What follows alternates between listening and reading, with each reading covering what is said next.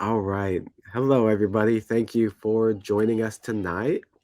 Um, I'm Matt, one of the co-owners of Mysterious Galaxy. That is my daughter Amelia in the background talking, if you can hear her. And I am joined by our guest tonight, Molly E. Lee. Hi, Molly. Hi. Molly is the author of adult and young adult contemporary novels, including Spark of Ash, which we are here to celebrate tonight. Um, yeah, so this is the conclusion to the Ember of Night series, and we're all very excited to hear you talk about it and get some to go kind of into your writer process and how you crafted the series. So not to get too far ahead of myself, let me do the Vanna White section. Those of you who are new to Crowdcast, um, if you haven't bought the book already, which you should have, but you can buy it from Mysterious Galaxy, and you will get a signed book plate. You'll have orders within the next week will come with a signed book plate. So do that below, and if you have any questions for Molly, you can put those in the Ask a Question tab. Um, please feel free to. This is your opportunity to chat with Molly. And to the right, you'll have the chance to chat as well. Um, and tell us what you're thinking. So, anyways, hi Molly, how are you? I'm doing pretty good tonight. How are you doing? Good. Do you want to do a quick little introduction to the Ember of Night series and maybe a little bit about Spark of Ash? Absolutely. So, thank you again for having me and for everybody who's here. Ember of Night is the series is about a girl who comes from a very broken home, and her only goal in life has always been to just get her little sister, get parental rights over her little 8-year-old sister, and just get her out of that broken home and keep her safe. And everything kind of implodes when this mysterious stranger shows up and tells her that she is the key to opening the gates of heaven and hell. So she, in natural form is like, that just adds to her whole entire existence where she's like, all I've been trying to do is survive for my sister, and now I have to save the world. But when the world hasn't been very kind to her, she's like, why am I going to sacrifice myself to save it? So that is kind of where it all stems from. And then the conclusion, Spark of Ash, it's everything is coming to a head, and she's finally kind of stepped into her power, and she has a lot to do with it. And we'll try to be mostly spoiler free Yeah. for the series, unavoidable, um, but we'll try to call it out. I'm sure if there's anything, Definitely. and I apologize to everyone listening. I have the cold. Um, and I'm a little stuffy, and I might cough, and I apologize. That's okay. You're human. That happens. I hate admitting it. Uh, Right. so let's see. Dive right in here. So, in an interview last year with Culture S, you mentioned that you took an ancient religions class in college, and you were fascinated by universal themes of good and evil, and you wanted to play with the shades of gray in between. And so, two questions from that. How have you seen those themes develop over the arc of the trilogy for you? And I'll pause there to let you answer. Okay. Yeah, absolutely. That's awesome that you brought that up. That is where everything stemmed from, where my entire idea stemmed from. And I love playing in those areas that aren't as universally talked about, because I feel like humans in general, we do really live in a gray area where we can justify something in one situation, but then the other situation, we're like, absolutely not. I would never do that. And I think it's a very human nature thing to have flaws and mistakes and learning processes. And there's all these characters in the book that I played with that aren't wholly evil, and they're not wholly good either. And some of the themes from that were also sometimes the people who you trust most and you think are good and who are guiding you in the right direction are actually very toxic people who are not supposed to be the ones guiding you, and the ones that you think, oh, I shouldn't absolutely like listen to them, they actually have some really good experience and you can learn from them. So I had a lot of fun playing with that, and it definitely comes to a head in Spark of Ash, where she's kind of finally figuring this out, like, oh, not everything is black and white, and it's not just bad guys versus good guys, which, growing up in a broken home, she kind of did see the world in kind of two separate parts, the people who had it and the people who didn't. And over the three books, she's definitely grown a lot. So that's kind of where all those themes came from. Nice. Did you do any kind of special research into theories of good and evil, or did you go back and visit your, course textbook or something? I didn't have my textbook because like we always sold those back to try to get money, because we were always like poor college students trying to eat for that week. But I did do a ton of research, and it was really eye-opening and fascinating to dive into so many different cultures, like origin stories and their universal evil, like their whatever they use to personify it, or whatever event happened that they use, like, okay, this is evil and this is like, we're never going to have that happen again. And it was really funny going down the rabbit hole, especially with like Christian culture, and like it'd be 3 a.m. and I'd be like reading all about like demons and like the original stories and stuff, and it'd be like, whoa, what's behind me? It was really fun researching. And then there was times where it was just like crazy to see how so many things correlate. And I try to take important pieces or fascinating pieces and play with them throughout the series. Was there any kind of story or text or mythology that you maybe didn't plan on using as much, but when you started to get into, you're like, oh, like this is what I want to draw from? Yeah, well, definitely in the beginning, not you don't always, I don't, well, people should know who Harley's father is by now, but digging into the myths about the devil was very interesting because there's so many, and there's so many awesome retellings of his legends and all of these things. So I didn't think he was going to be as big of a role in this book as much as he ended up being, and his character just kind of manifested into this like walk on the page, I need attention kind of character. And I just he ended up being way more of a bigger role in Spark of Ash than I thought he would. So that was pretty fun because I didn't think he would, but he ended up being a great character. So Is there I mean, there are a lot of kind of devil and angel stories out right now, being told, not out. There just always is. oh, always, yeah. Is there anything in particular that you've been drawn to in pop culture with this? Oh, absolutely. I've always been fascinated with paranormal romance, paranormal shows. Like, I mean, I was a huge diehard Buffy fan. And so I was like, oh, I would rather watch that than a sitcom any day. I love the fantasy world. And so I've always loved anything to do with that. And there are so many great angel and demon books out there.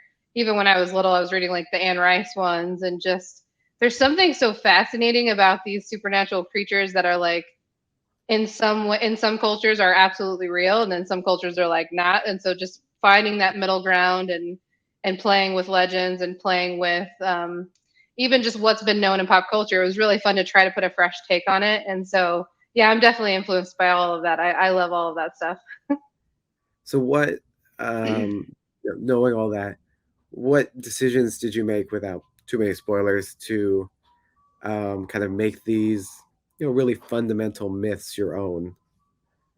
It was definitely hard because growing up, I read a lot of angel and demon fiction. And there was a particular, when I was doing my research, there was a particular thing in the Christian Bible that talked about like judges, and how these were basically like humans who were like given special supernatural powers in order to protect their village or whatever. And it's like a paragraph, but I just kind of dug into that idea of like being called to serve in a war you didn't know existed, like just overnight. And you're grappling with new powers. And again, if the world hasn't been nice to you, why do I want to fight for you? Like, give me a reason. And just with the modern, what we deal with on today's platform of, everybody has different beliefs in what's right and wrong. And we're all arguing about it all the time, or we're all educating each other about it all the time. So it seemed kind of a fun take on it that I hadn't seen before. And so that's kind of where I went. Yeah, that's like it's a really resonant uh, way of thinking about the impetus for the story, because I, personally, like you are, there's so much information out there. You can discover so many more people's stories, so many more different causes. Like it is really easy to be taken up by something overnight in the real world, right? Like you said, the cult. Absolutely.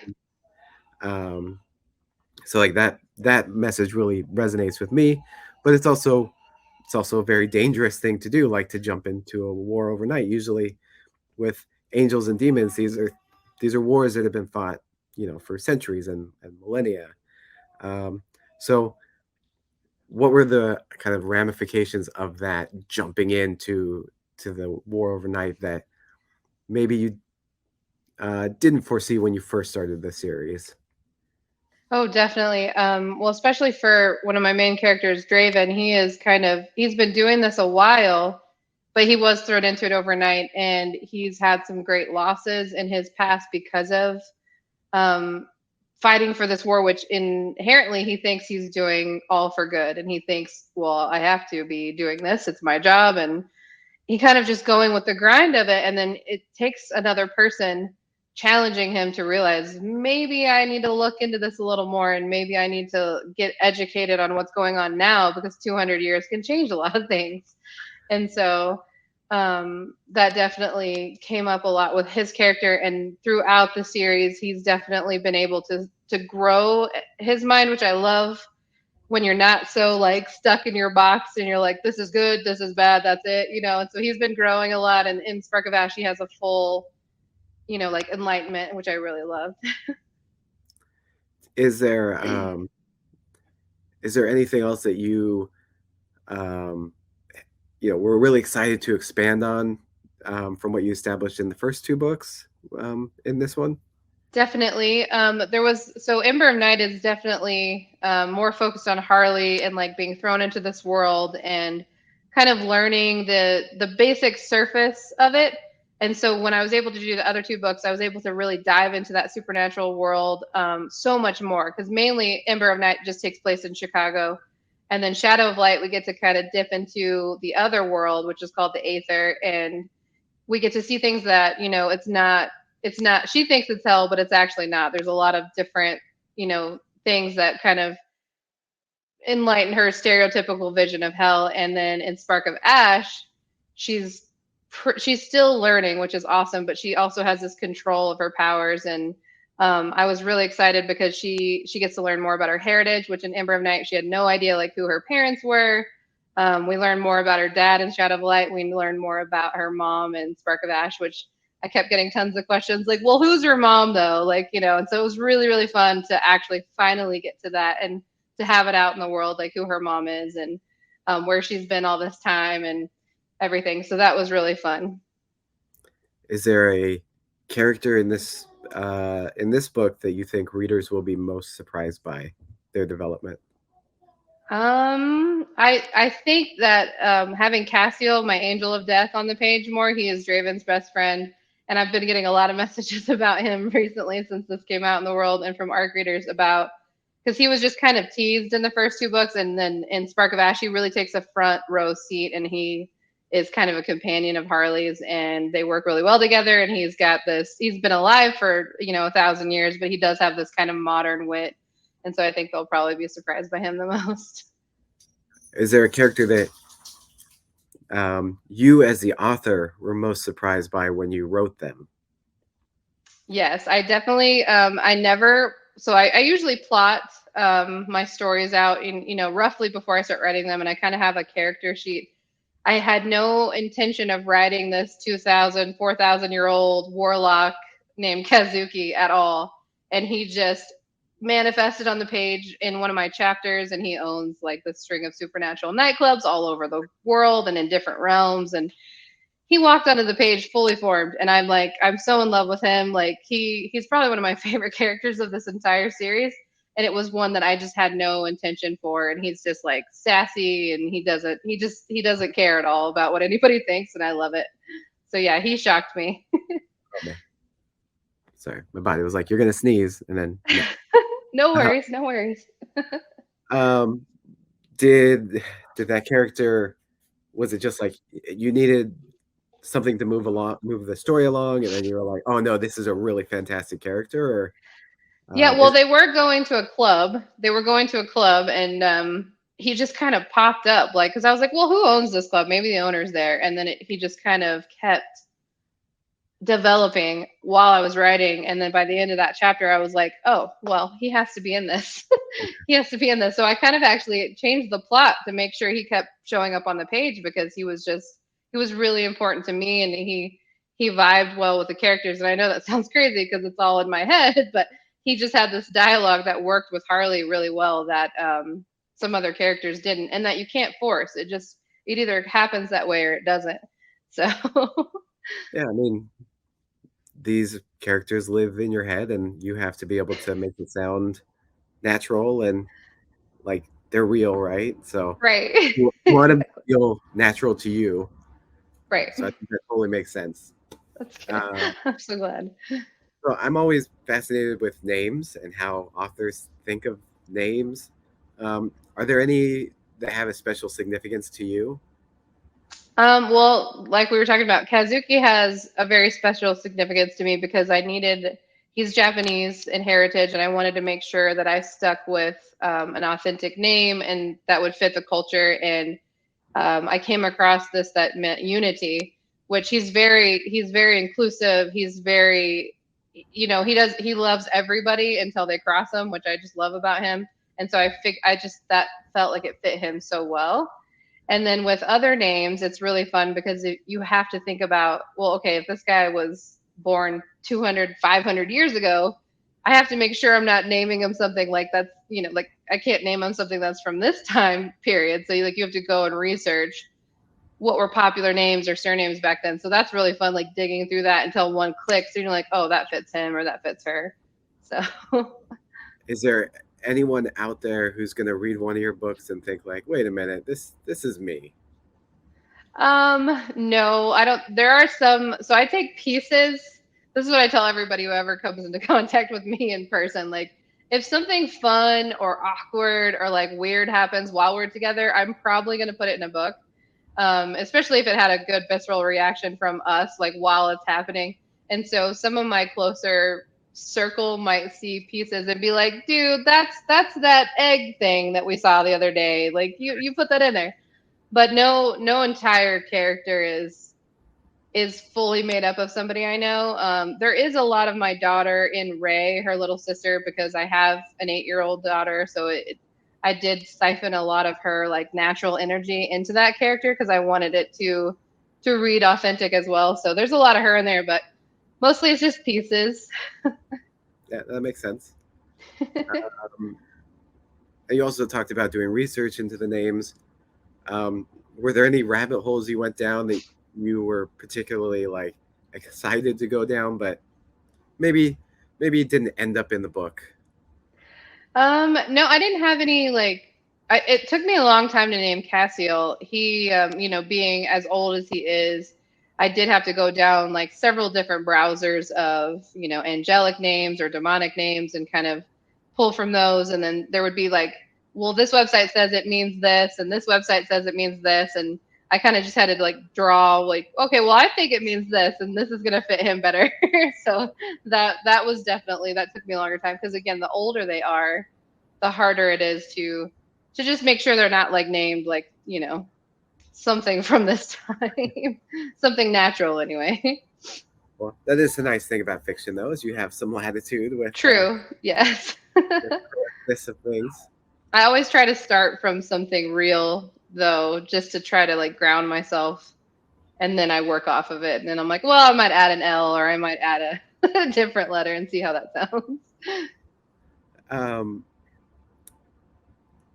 let's see. So the number seven plays an important role in this book. Um, is there a reason behind seven, and is it connected to anything else? Yeah, definitely. So that came up a lot in my research in the ancient religions and myths and legends that I was going through. There were so many different instances where seven was very significant, or 13, or 12. Like they all had different numbers, but seven came up the most. And so I was like, okay, this has some kind of mythical like thing surrounding it. So I was like, I plucked that out and was like, we're going to use that. because I'd seen it so many times. You have a lucky number or any number that you find an affinity for? I love the number 14. It has no, like, I got married on the 14th and I hit it on roulette a lot. So that's literally all context I have for my number. But it's funny how many people do have numbers that they love. So, it kind of all, sometimes it can seem otherworldly, just like, horoscopes and things. So, I think all of mine tie into like jersey numbers of sports players that I liked as nice. growing up. So I don't know Well, how cosmically important it is. if it's supporting you, then yeah, that's all that matters. That's true. Um, so for reasons, there's a lot of suspense in this book, especially between the two main characters. And as a writer, um, how do you build suspense for the reader? Like, what goes through your mind? Like, um, how do you, like, how do you go about it without being too sadistic and what you Right. what you're doing to the characters? Right, like without giving readers like a breath, like, hey, we need a minute. This is too much. Um, that's a really great question. It's funny because like I sit down and like I said, I do plot it, and so when I'm plotting it, I do try to do these like little 2 or 3 sentences of like, okay, what's the problem? What's the good thing that's happening in here, and where are we at, like with the setting? And I try to make sure I lead like kind of build that tension and lead up to it and then give them a breath. But I'm also like, so I'm a huge Marvel nerd. I also love action movies. I'm obsessed with all those things. So I try to also be like, okay, what would Iron Man do? Like, what would this be like? What would this be like in the situation with Thor? And I try to see how like my favorite movies or my moments where I gasped, like how that writing was arcing in the film, and then I try to kind of play off of that and be like, okay, no, this would be better served over here, and otherwise, sometimes I just get lost in it and it just happens. Are you the kind of movie watcher, TV show watcher that like halfway through you're like, this is gonna happen, and you're right? Yeah, 100%. My husband gets so annoyed with me, and I can't help it. But it's just like if the writing is laid out in a certain way, you just kind of you tend to pick on up on it, especially when you're trying to do that in your own work. And yeah, I am, but I still love it. I still am so excited when it happens if I do guess something correctly, and then if I don't, then I'm like super excited because I'm like, oh, you fooled me, and I feel great about it. So I try to do that in my writing where I surprise readers, but I also am never mad if they're like, "Oh, I saw this coming," because I'm like, "Well, good. I'm glad you paid attention to the Easter eggs I was laying." And so it's always good fun. Yeah, my wife is very good at that too. She we watched Psych because that was one of my favorite shows. Nice. And every episode she'd be like, "This is the person who did it." Oh yeah, 15 minutes in, I'm like, "You don't know that. yeah. And then it's like, You're right, boom. but you don't know that." You're like, on what grounds? What evidence do you have? She's very smart. That's all I I can love say. that. Oh, I love that. Um, let's see. I've been going out of order here, so give me a second. Oh, sorry. So, what was it like world building? Now I can't remember if I asked this. What was it like world building with angels and demons? Were there any aspects that you wanted to avoid or play up? Like, obviously, it's very heavily steeped in religion, but I don't think that yours is necessarily steeped in it that way. Right, and that's funny. I get that a lot, and we did definitely with me and my editor when we were working on this series. It is we pull the legends from religion, but we didn't want it to be like a this is a religious book. You know what I mean? So it was really fun because I wasn't confined by, hey, no, this is a religious book, so you need to do this, this. It was like, here, take these legends that have been played with for a long time in pop culture and see what you can do with them. And I had a ton of fun world building, especially in the second and third book, because we got to open up, we got to get out of Chicago, and we got to create our own version of hell as we saw it. And I saw it very differently, with different realms. And, there are good ones, there are bad ones, there's ridiculous ones, because why not? Because you have no rules in this area. So I had a lot of fun creating new creatures in this world and trying to make sure that things were surprising and fresh, as opposed to, okay, now you're in the seventh circle and this is what's happening, and this is this is the lust one, this is the greed one, and I was trying to make sure I stayed away from that while also playing with those common, supposedly bad, uh, what do you call it, urges or whatever. So It is such a rich, um, like set of myths to play with, and I was trying to think about like kind of all of the things that I've watched or read recently that kind of play in this realm, and they're so diverse, right? The Good Place, Lucifer, and Good Omens are the three that yes, come to mind, um, and they're nothing alike, right? I know, Like and I love that. I love that different, like you can do so many things with it that doesn't have to be stagnant and like, okay, this is Dante's Inferno, which no offense to that. That's great. But we don't always have to do exactly that archetype. So yeah, I love that they're different. I love Lucifer as well. And that campy banter. I just love that. So yeah, I completely agree. it, it's not like a I love not procedurals. What do you call those? Like mystery. It's like what Psych is. It's like Yeah. the cozy equivalent for TV.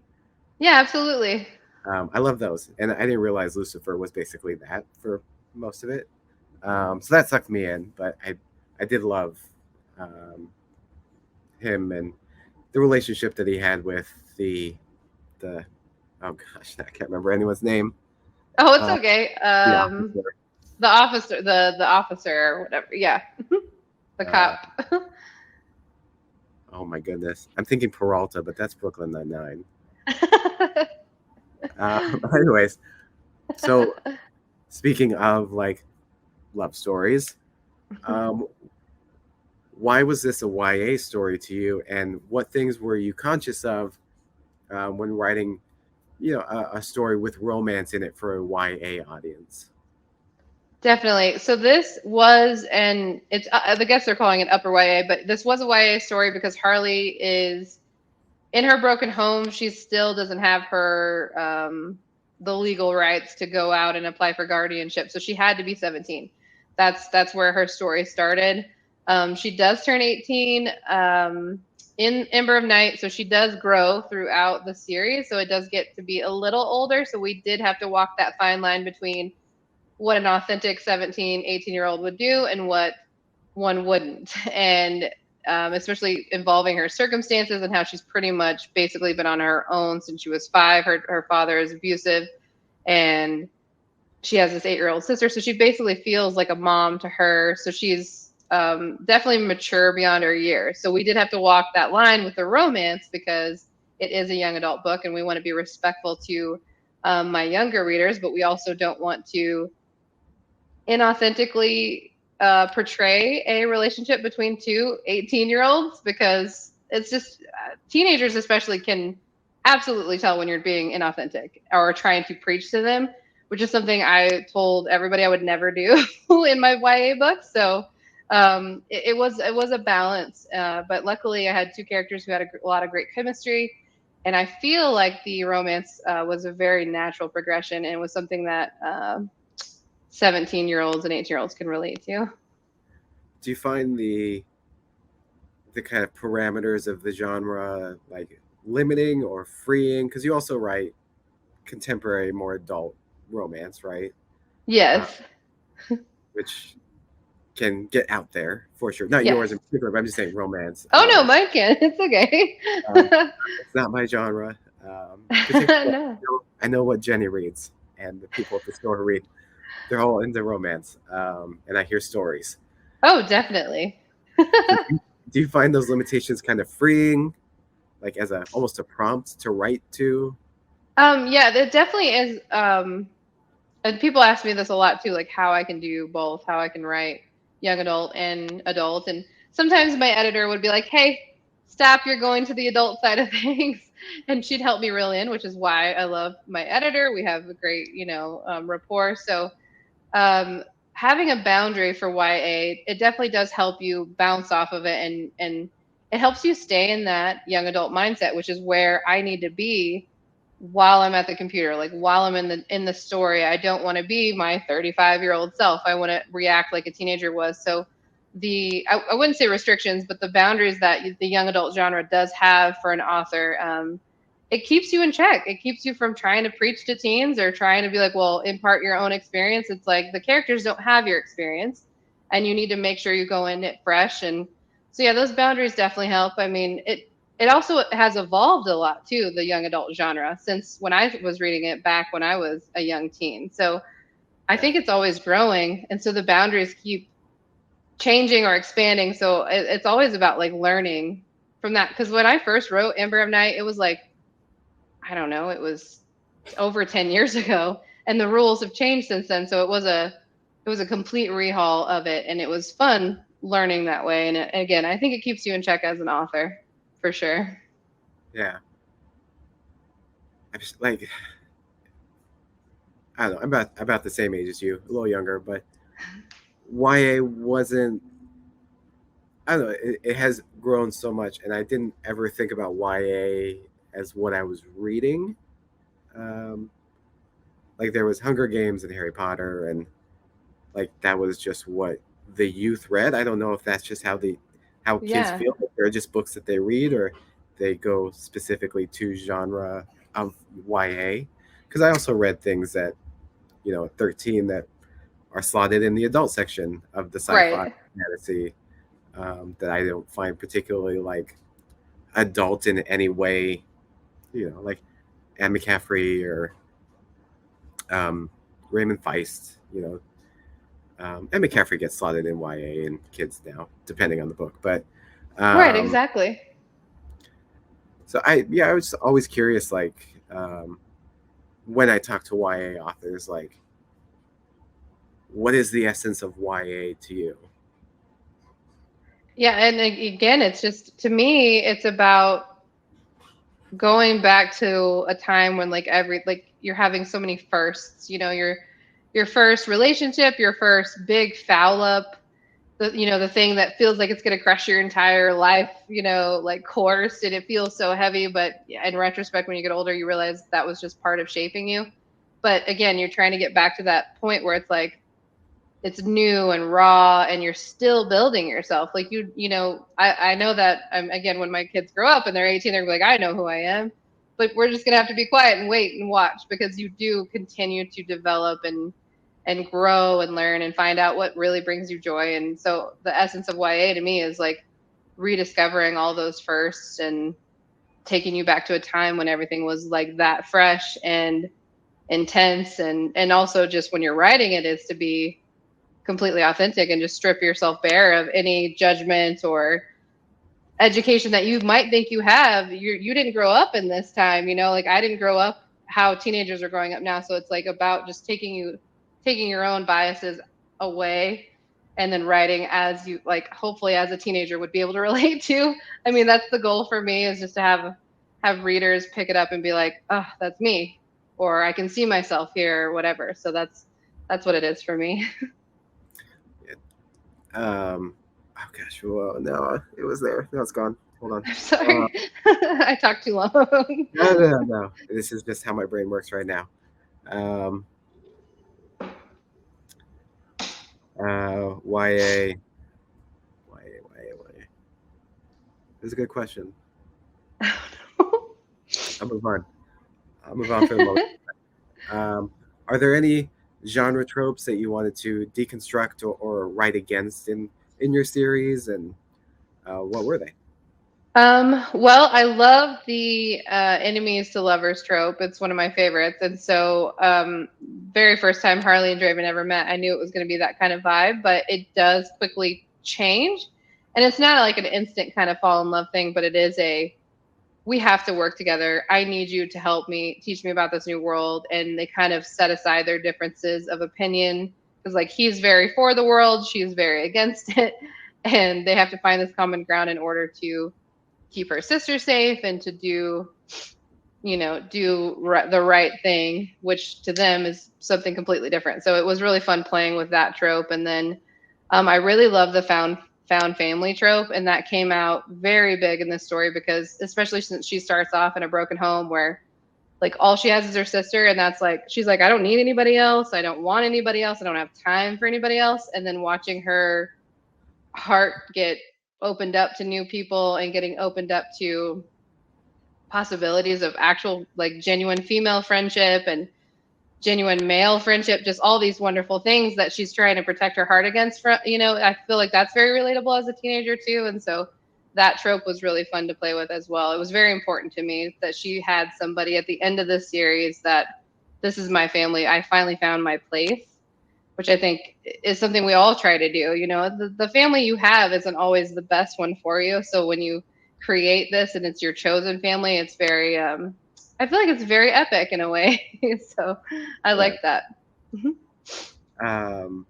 Yeah, I love found family stories because you end up with like the best ensemble cast. Like Right? you mentioned Buffy earlier as something that you love, and that's a great kind of, to me, that's found family. I don't know Oh, if absolutely. um, do you have any other particular found family stories that you love? Oh, well, I was a huge fan of New Girl. I don't normally go for sitcoms, but man, I love the writing in that show and like the differences in the characters and how they all like converged. I couldn't. I'm always smiling when I watch that show, or even Schitt's Creek. Like, I don't go for sitcoms usually, but those two just got to me because it's found family and it's inclusion and it's like loving people regardless of how different we are, and somehow you shouldn't work, but you all fit together, and I love that. I love both those shows. I've laughed the hardest at both of those shows that I have at anything, like um, the scene where they're trying to explain how to make, what was it, enchiladas or something, like fold in the cheese. Yes, that's so good. You uh, fold it in. You fold it in. Fold it in. Yeah, I love that one. It is brilliant writing, and I always think about, like, anytime I have a cookie, I think about, like, you get me a cookie, I buy you a cookie. Like, Yeah, give me a cookie, got you a cookie. Oh my gosh, it's like one of the best scenes. We actually played it for my 8-year-old the other day, and she was just dying laughing. But yeah, so I love that show so much. So Nathan Miller in this book is based off of Nick Miller, and like he has a deli in Chicago that's like called Miller's, and so that's my little homage to him because it's like ever having a bad day, you just turn on one of those shows and you can turn it right around. that's awesome. That's a cool little like Easter egg for people who Yeah, love it's in a your book. little nod. Yeah. Um. Goodness gracious. Um. Sorry, I have a lot of questions here. I'm just trying to Oh figure out no, which one. you're good. Are there any literary inspirations you would like to shout out? Maybe give people recommendations on things to read if they love. Oh gosh, Uh, this is always the hardest question. really- It's always so hard because I like love so many people, and my TBR is like so huge. And then I get asked, and I'm like, I'm right now. I'm reading. Well, one of my best author friends is Molly McAdams, and she always helps me. She's like my first beta reader, and I'm her first beta reader, and we always, help bounce ideas off each other. So I'm reading an arc of hers right now, and it's in the Secrets in LA series, and it's fantastic, and it's definitely a found family. It's about 4 female roommates in LA, so it's really really good. I'm reading that right now, and it comes out in September, I think. I don't know. It comes out soon. And then I just finished reading another awesome arc by Lynn Rush, and it's about angels and demons too. So it was really, really good, and it was a young adult as well. And then I'm so inspired by like just tons of authors like Jennifer Armentrout, and I love her series. I'm totally obsessed with that. Gosh, there's just so many. Kimberly Durning, she's fantastic. She's like one of my favorite young adult authors ever. I remember picking up her book in the store and being like, this is the goal, like to be this good. So I always am like trying to strive to be Kimberly Durning good. So yeah, I mean, there's a ton more. I always feel like I'm leaving like so many people out, but there's so many great authors out there that it's so hard to keep up with all of them. I mean, those are great recommendations. I don't read a ton of um, like YA.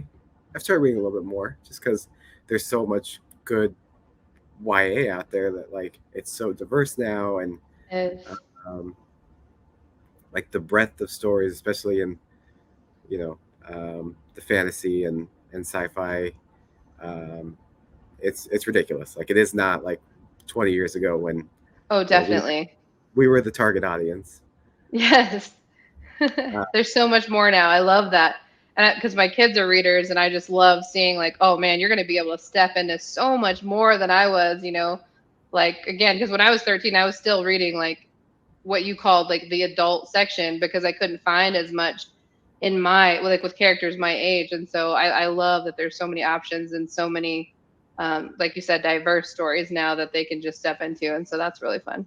yeah. You you did spark my memory of what I was going to ask you.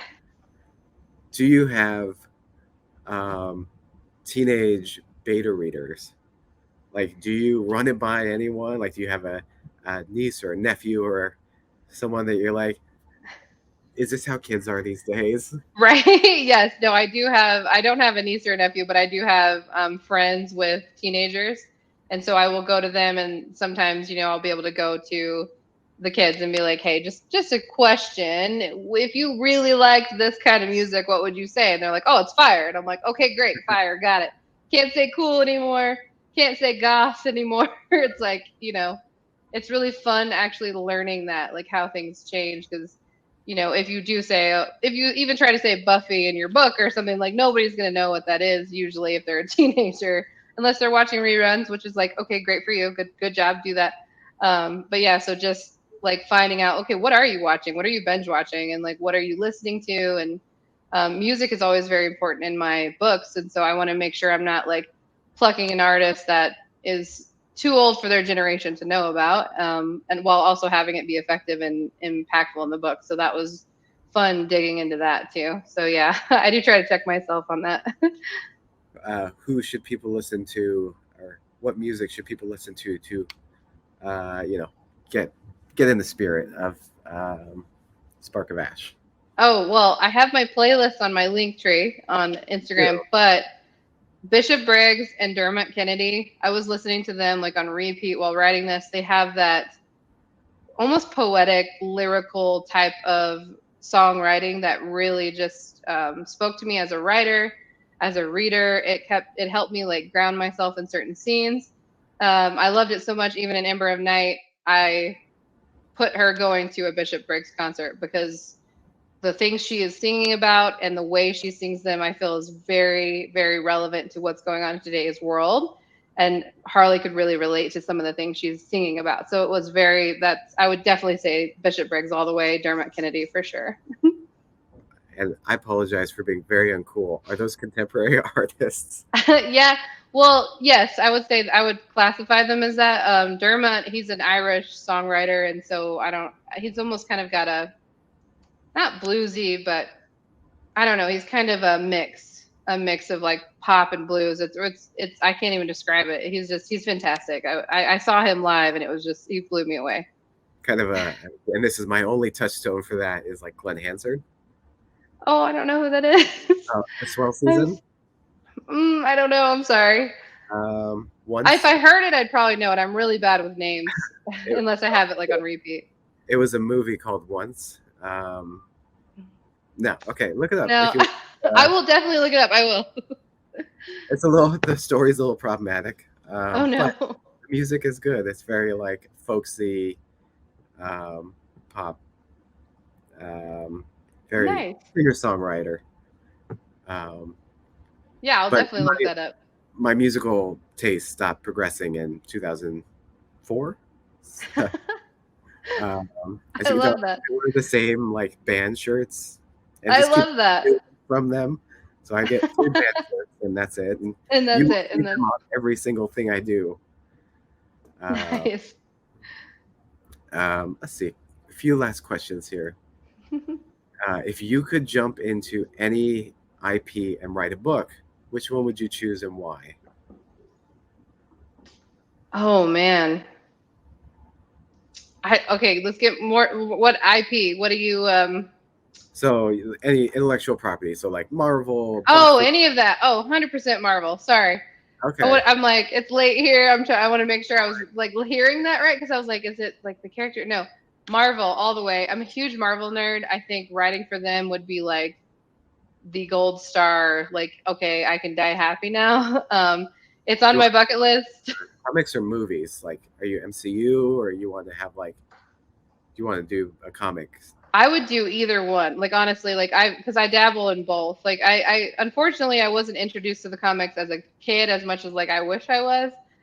So I'm very like behind and out of order and everything. But like I love taking my kids to the comic book store and introducing them to the characters that way. And the movies I love. I feel like the writing is so fantastic and.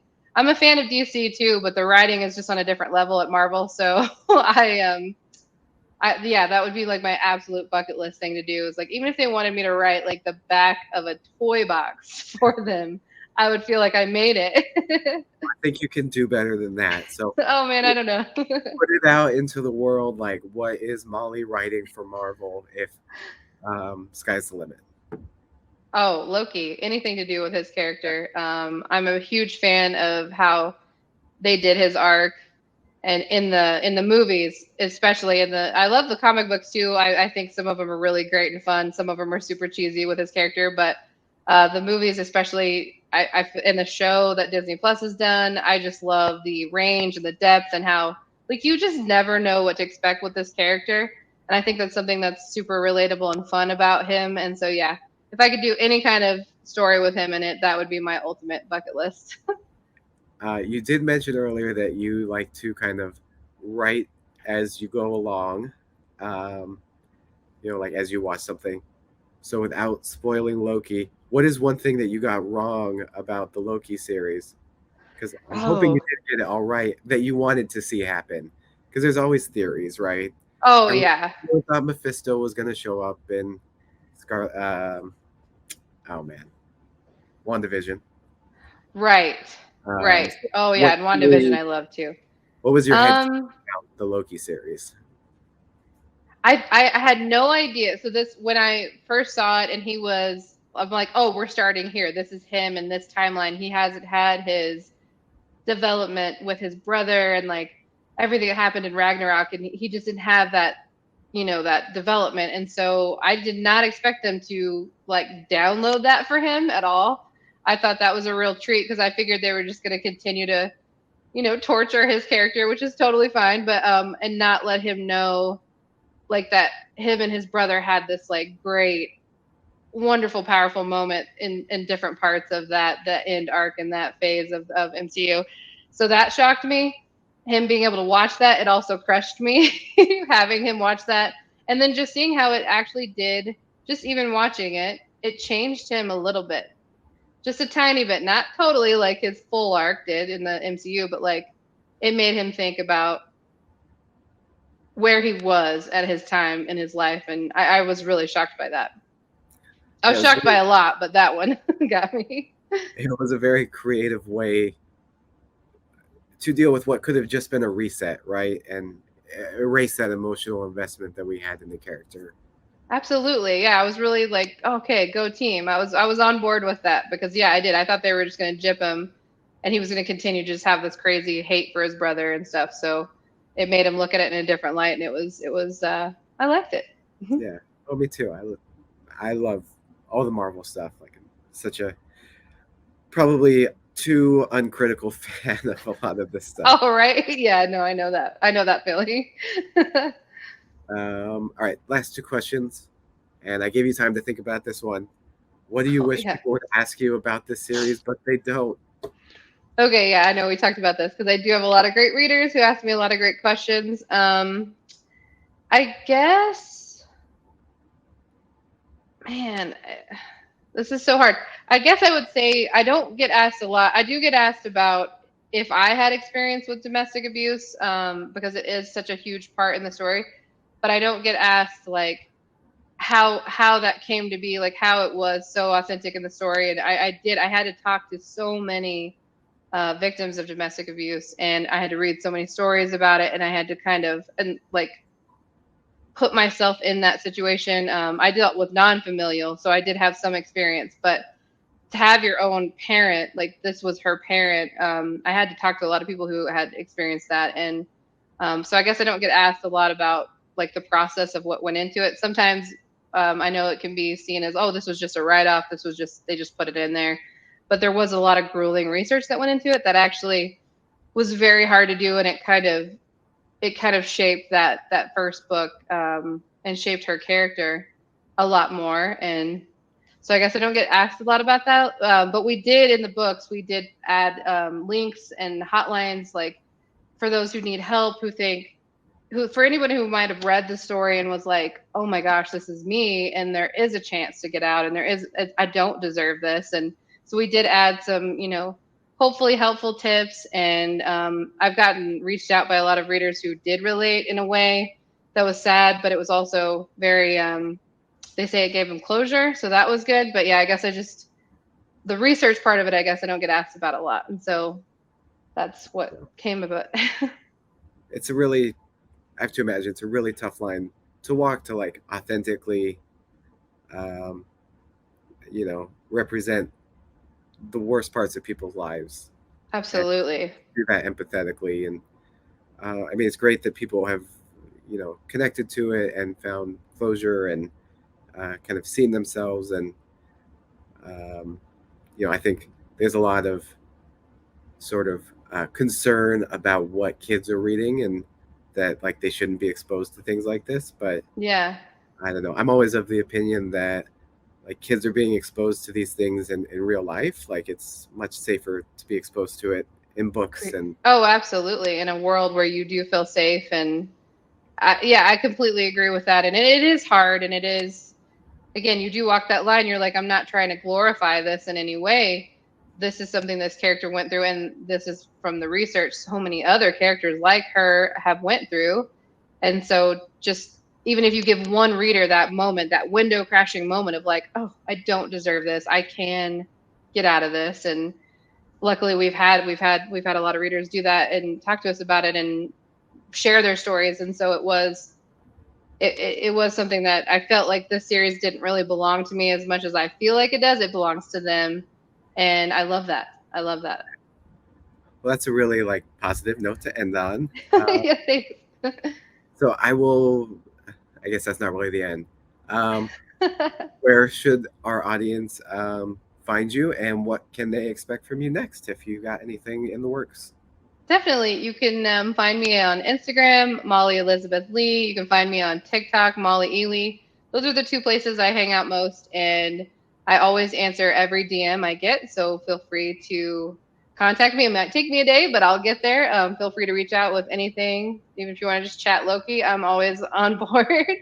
um, and right now, I don't have anything in the works. I do have 3 books coming up, but we are still figuring out what it's going to be. So I will make that announcement when we decide. No hints about any element of it. I definitely think it's going to be fantasy. I can say that. I don't know if it's going to be young adult or adult, or I don't know yet. So we're still in the works. So if the minute I can say something, I definitely will. It sounds like we might be seeing more of you in the future at Mysterious Galaxy then. Yes, I hope so. Yeah. Well, thank you to everyone who joined us live and everyone who's going to watch this later. I know these are always tough with the late nights on the East Coast. Yes, do go buy Spark of Ash, the conclusion to the Ember at Night trilogy. You can get that at the link below. Get a signed book plate. And thank you again, Molly, for joining us. It was really great Yes, talking to you. thank you for having me. I hope you feel better soon. Thanks for putting up with like my resting flu face. Like I No, know you can't even tell. Like you can't. I'm like trying to smile, but I'm also like trying to like bite down and keep my coughs in. So Oh no, I'm sorry. I probably look like such a mean person right No, now. you don't. You don't. I promise. You're very delightful, even with the flu, which is hard to do. So good job. Well, thank you.